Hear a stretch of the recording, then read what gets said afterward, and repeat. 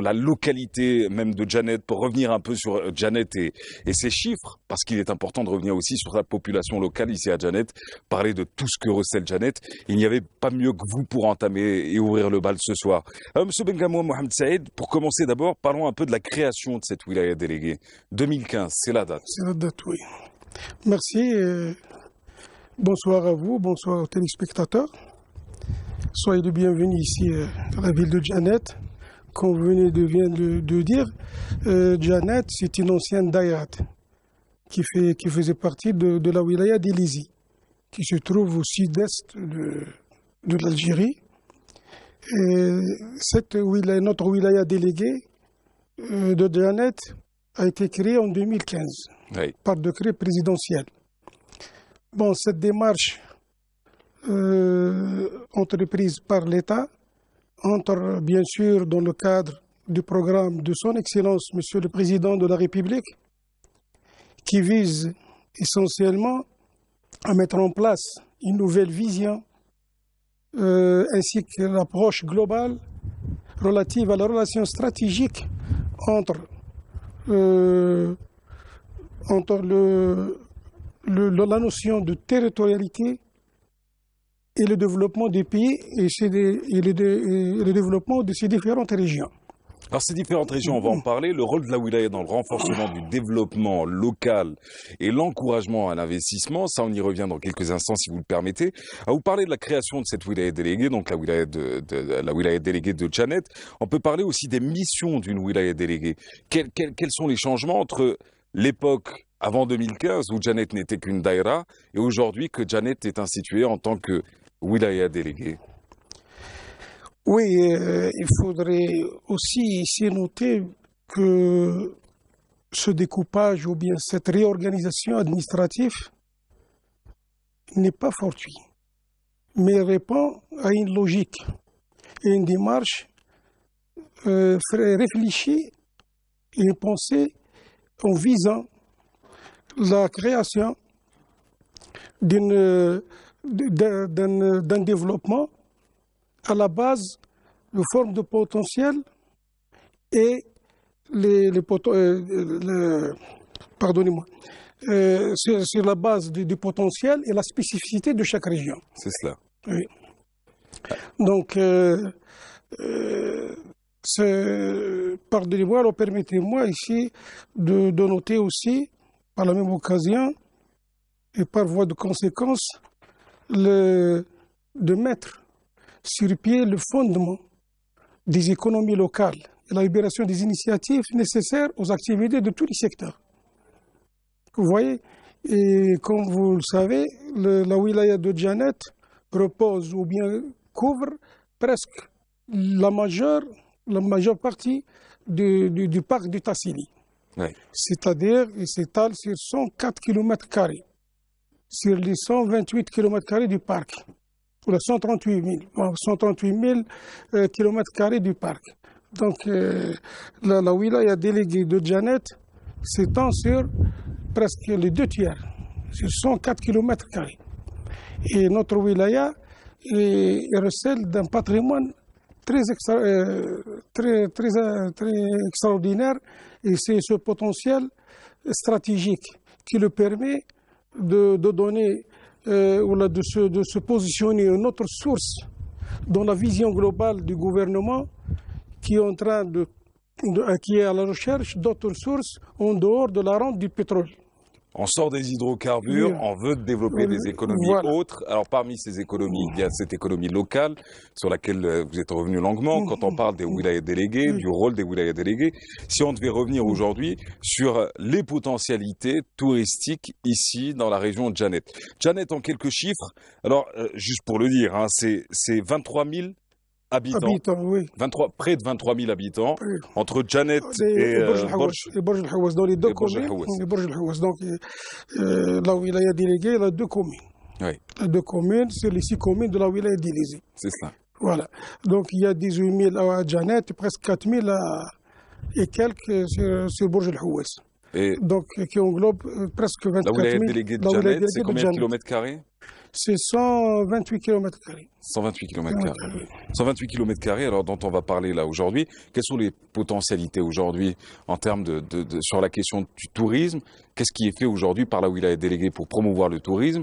Et qu'est-ce qu'il faudra absolument promouvoir en premier? D'où, si on devait partir de cette triptyque, celle des potentialités de Janet, on axe d'abord sur quoi? À partir des informations que j'ai, puisque je suis installé depuis octobre, que je suis là, c'est les informations que j'ai que le potentiel ou bien le parc de Tassili qui se trouve à la région de Tassili, presque c'est le seul au monde.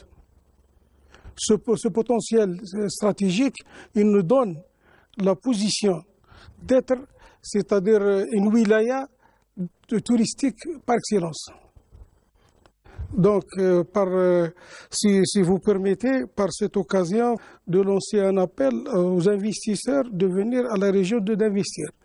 Et nous trouvons donc l'autorité locale à ses côtés pour les accompagner, pour les aider jusqu'à l'aboutissement de leur investissement. Et quand vous dites accompagner, sur la question du foncier, aujourd'hui, la wilaya déléguée s'engage à permettre à ces investisseurs de trouver le terrain idoine pour un projet qui leur correspond. Oui, comme vous le savez, depuis 2015 à ce jour, on est en train de mettre en place les structures et les mécanismes de gestion qui permettent à aider ces investisseurs. Alors, la valorisation donc de la région à travers le tourisme, mais quand on parle aussi de Janet, on en parlait en coulisses tout à l'heure, j'ai eu la chance d'assister à une discussion entre vous et les enfants de la région qui interviendront d'ailleurs tout à l'heure, où on va parler d'Erxor, où on parlera également du parc du Tassili, sur lequel on reviendra longuement, où on parlera bien sûr de toutes ces traditions et de tout ce patrimoine dont recèle Janet. Vous aviez parlé d'agriculture, vous disiez il y a deux potentialités majeures, il y a d'un côté le tourisme qui est à développer absolument, mais vous dites aussi l'agriculture. Nous sommes dans une région qui peut en fin de compte exploser en termes dans ce domaine-là en particulier. Oui, l'agriculture il vient en deuxième position après le tourisme. Ce potentiel, lui aussi, il a une grande importance. Et d'ailleurs, on a des expériences qui sont là, qui ont donné leurs preuves, surtout dans le domaine de l'agriculture et dans des espèces de fruits et des légumes qui se trouvent actuellement, comme les agrumes, comme les dattes, il y a les figues, il y a les raisins. Sans pépins aussi, donc il y a des fermes ici qui ont fait preuve. La terre est très fertile, mais reste qu'une chose, il faut, c'est-à-dire programmer une étude bien spéciale pour cibler les zones là où il se trouve l'eau. Oui. C'est une zone inondable, il y a beaucoup de zoued qui vient dans cette période estivale, mais ces eaux-là qui sont perdues dans la nature. Donc il faut trouver une solution, comment créer des retenues, des petits barrages pour bénéficier de cette eau. Et qui va servir à l'irrigation de l'agriculture. Monsieur le Wali délégué, avant de vous laisser... Pardonnez-moi, question de surface, ou question de terre, question de foncier, ce n'est pas un problème qui se pose pour l'agriculture. Monsieur le Wali délégué, avant de vous libérer, avant de vous laisser repartir, juste une petite question sur les grands dossiers que la wilaya déléguée est en train de traiter actuellement. Quels sont les grands projets sur lesquels vous travaillez? Nous avons un dossier qui est très important, surtout sur l'Erxor. Et la classification d'Erxor. Pour la restauration d'Erxor, on ne peut pas les restaurer avant de les classer. Donc c'est un grand dossier qui se trouve actuellement au niveau du ministère de la Culture. C'est un dossier qui est demandé à être boosté dans l'immédiat et de mettre sur l'action de mettre en place un programme de restauration et de classification de ce patrimoine, puisqu'il est très important. C'est des oasis à l'époque. Vous voyez le cachet de construction qu'on est en train de le perdre. On n'a pas de cachet de construction dans la région, malgré on a ce potentiel des Erxor et de la palmerie qui se trouve au berge des Zoued. Donc cette tradition, il faut la préserver. Dernièrement, il n'y a pas un mois qu'on a organisé un colloque international au niveau d'Élysée dans le but de trouver un cachet de construction propre à la région. Oui. Cette région, il faudra avoir un cachet de construction spécial à cette région et une couleur spéciale à cette région. On ne s'amuse pas de trouver, de mettre des couleurs de peinture comme ça à la débandade sans être réglementé. Il y a Donc, des codes à respecter. Voilà des codes à respecter, il y a des normes à respecter. Donc, comme cette région, il se trouve au cœur de ce parc, donc on doit respecter les normes et le cachet de construction propre à la région. Mais ce que vous dites, et ce qu'on retiendra aussi, c'est que vous dites pour la préservation et la protection de ces ressources, pour garder ce patrimoine, en fin de compte, il y a deux phases obligatoires. La première, c'est d'abord de classer ces ressources pour ensuite pouvoir agir sur les ressources et pouvoir enfin les réhabiliter. Les réhabiliter, voilà, et pour les mettre en œuvre et pour les mettre en action comme patrimoine touristique, premièrement. Et donner l'importance à ce potentiel qui est toujours reste à préserver et deuxièmement à rentabiliser, puisqu'il sera une source, comme je l'ai dit tout à l'heure, il sera une source qui vient en plus à la rente pétrolière. Ouais. Donc c'est une nouvelle source et importante. Donc ce créneau, malgré que ce créneau est très stratégique, il est important, mais il est fragile dans un sens, surtout dans les conditions actuelles qui ont freiné surtout les événements qui se trouvent à côté, à la Libye à côté, qui ont freiné un peu l'arrivage des troupes ou des groupes touristiques à la région.